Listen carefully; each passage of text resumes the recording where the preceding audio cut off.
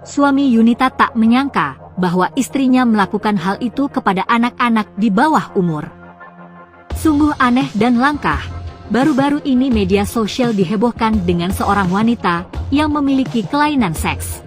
Bagaimana tidak, ibu muda yang berasal dari kota Jambi bernama Yunita Sari ini diduga melakukan pelecehan terhadap korban yang kebetulan rata-rata masih di bawah umur.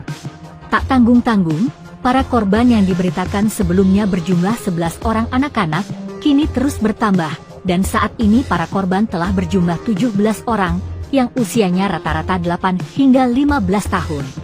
Para korban terdiri dari 11 anak laki-laki, dan 6 anak perempuan.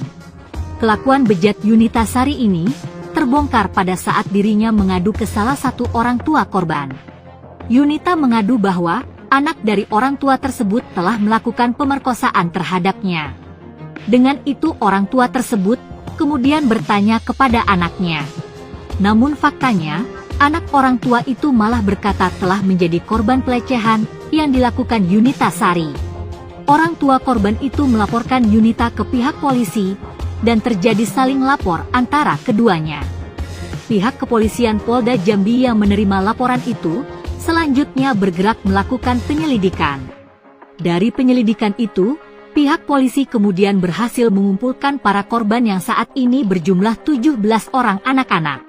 Setelah serangkaian penyelidikan, pihak kepolisian kemudian menetapkan Yunita sebagai tersangka. Yunita ditangkap oleh Polda Jambi di Telanai Pura, Kota Jambi, pada Jumat 3 Februari 2023. Diketahui, Yunita Sari merupakan seorang ibu rumah tangga yang memiliki sebuah usaha. Usaha yang Yunita lakoni ialah rental PlayStation yang kerap didatangi anak-anak.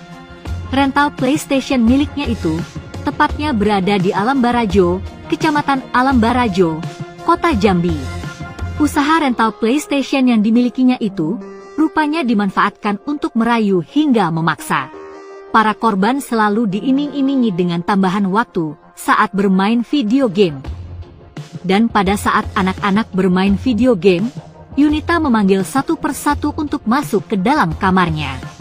Sebagian dari korban juga ada yang dipaksa untuk menyentuh payudaranya.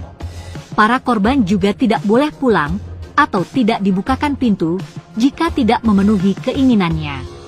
Tak hanya pencabulan, para korban diminta melihat aktivitas seksual yang dilakukan Yunita saat berhubungan badan bersama suaminya melalui celah jendela. Selain itu, Yunita juga meminta para korban untuk menonton film dewasa.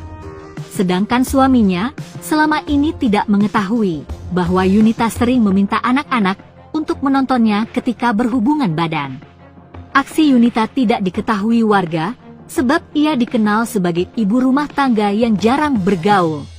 Waktunya kebanyakan dihabiskan dengan berada di rumah, sembari mengurus usaha rental PlayStation dan menjual makanan. Selain itu, Yunita juga sehari-hari menggunakan pakaian tertutup, sehingga warga tidak menyangka serta kaget. Diketahui, Yunita tinggal bersama suami dan anaknya di rumah. Namun sebagai buruh harian lepas, suaminya jarang di rumah saat siang, dan tak tahu kelakuan istrinya itu. Dan hingga saat ini, polisi masih memeriksa kejiwaan dari Yunita. Yunita akan dijerat pasal 82 Undang-Undang Dasar Nomor 35